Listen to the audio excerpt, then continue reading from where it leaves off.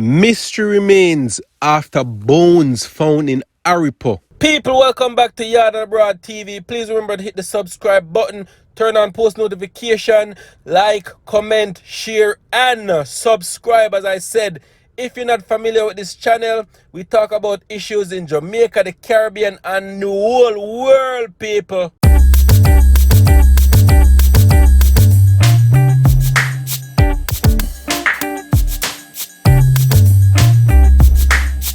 Police are trying to determine whether skeletal remains found at the bottom of a precipice on Sunday are that of a human being after a major police-led operation in the heights of Aripo, people.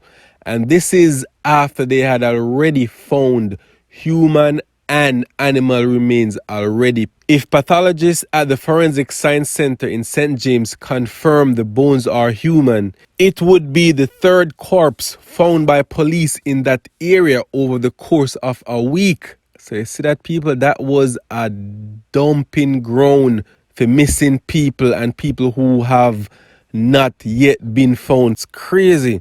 An exercise to retrieve the bones, dubbed Operation Aripo Sweep, saw over 240 police officers, soldiers, firemen, and hunters returning to the forest 3 days after the body of kidnapped victim Andrea Bharatt was found down a precipice. The skeletal remains found on Sunday were discovered not too far from where Bharatt's body lay. Police went back to the area after 2 sets of bones, one of which was human, were found in the area last week. The cops went back to the scene to make sure there were no other bodies there. And if they continue searching, people, I guarantee you them probably are going to find more bodies. The team comprised officers from various arms of the TTPS, including the Special Operations Response Team, the Guard and Emergency Branch, Homicide Investigations Bureau, K9 Division, Interagency Task Force, and the Anti-Kidnapping Unit. It also included officers of the Defense Force, Air Support, Fire Service, and members of the Hunters Association. The team selected a 9-mile stretch of the Aripo Heights along Aripo Road to search. Then they split into 9 groups. Each group searched a 1-mile radius. Breakfast and lunch were provided to the teams by the Hunters Association. Residents living along Aripo Road commended the officers for their search. They should put some lights on this stretch too, said one passerby, and maybe even a police post. I definitely understand what the residents are saying, people, because you just want something to get these people or these wicked human beings to stop the killing and stop the dumping of human remains, people, because as them say, if a police post or something was there, certain things probably wouldn't have happened. At about 1:50 p.m., while the team was searching, a resident alerted one of the search parties to a scattering of bones at the bottom of a precipice off the road near Lampole 47. Officers from the search and rescue unit were led by hunters to the bottom of the precipice where they found the bones. Police at the scene said the bones that are of particular interest to them were found among several scatterings of bones of various animals. One of the carcasses found at the bottom of the precipice was a cow. The bones are now at Armstrong's funeral home. Tests at the Forensic Science Center in St. James will show conclusively if these remains are indeed human. Police pointed out to reporters that it would be premature to say the bones are from a human. They did point out that at least one of the bones retrieved is the shape and size of a femur, which is the only bone located within the human thigh, extending from the hip to the knee. The search was conducted at the same time as hundreds of people marched around the Queen's Park Savannah in Port of Spain, demanding changes to the law to prevent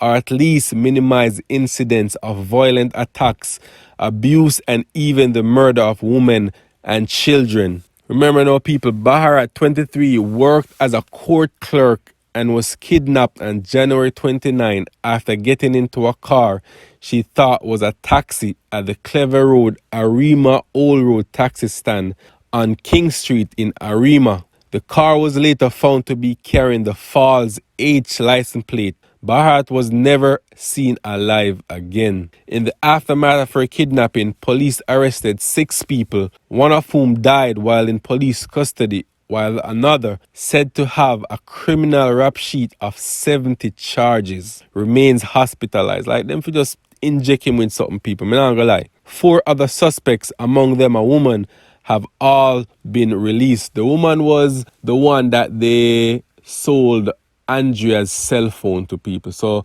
I guess she didn't really know what was going on. Somebody was just trying to sell her a cell phone and she bought it. So she wasn't involved. That's what they must say, people.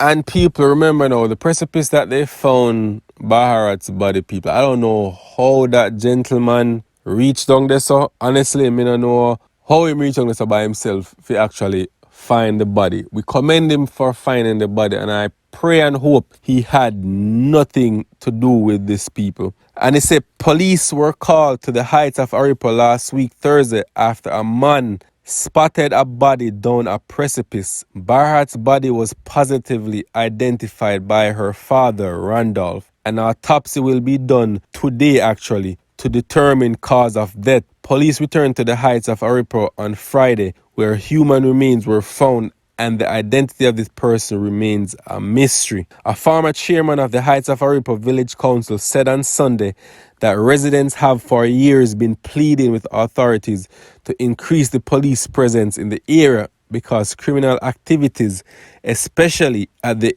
Aripo Junction, have been increasing. He goes on to say, we keep telling them we want a police post by the junction, cameras along the roads, and for police to do a routine road checks. School children drop off there every day. A lot of villagers have been robbed there, said the man who asked not to be named. He said the community center in the village is also an option for police posts. Nothing has happened there, so they can use it to set up a post. Another resident, Bernadette Mongo, said the discovery of Bharatt's body as well as the 2 other corpses are downright frightening. It's not people from Aripo doing these things, and it's an especially frightening thing for the women who work outside of the village and who have to wait at the junction to get transport to their homes. Remember, there are no buses, no streetlights, no cameras, and it's just one way in, one way out. Sometimes while we are waiting, there are a lot of strange vehicles which keep passing in and out. We don't know who is who, Mongo said. So I definitely understand what they're saying, people. It's a one way out, one way in type of road, people. And if them have a police post at the junction, police can do random stops. And I guarantee you too, if there's a police post there, people, it'll go trust me, it'll go make them don't want to go nowhere near that area. And the man said it's not people of Aripo doing it, it's some strange people because them know says a bushy area, police no up there, no camera no up there. So that's why they're actually doing these type of things. And it's very, very sad. Very, very sad, people. And I just wish that the police take what the residents have to say more seriously now and try to put something in the area, a police post or something, to help out the residents. As they said, they've been asking for this for years, people. All right. Once again, people, thank you guys for tuning in. And once I get more information, I will keep you guys updated. All right. Much love and appreciation.